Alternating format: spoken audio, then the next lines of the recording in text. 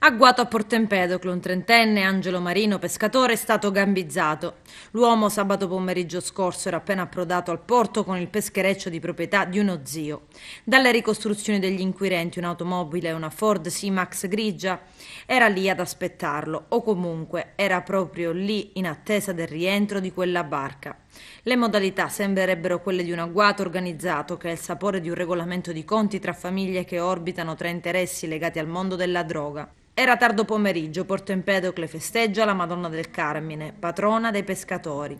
Angelo Marino viene ferito da un colpo d'arma da fuoco, una 7,65. Sul posto molto frequentato, proprio per via della ricorrenza del paese, si è scatenato il panico. Sul posto carabinieri, guardia di finanza e la polizia che si sta occupando delle indagini. Angelo Marino è stato portato in ospedale ad Agrigento, al San Giovanni di Dio, e ha subito un intervento alla gamba per l'estrazione del proiettile.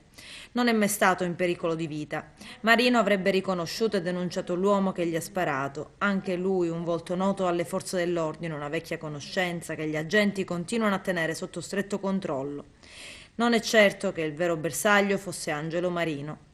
Le indagini proseguono a tamburo battente tra il rastrellamento del territorio e il controllo delle telecamere di videosorveglianza del porto, ma anche delle audizioni. La pista seguita dagli inquirenti è delineata, ma non c'è traccia né dell'arma né di chi avrebbe sparato.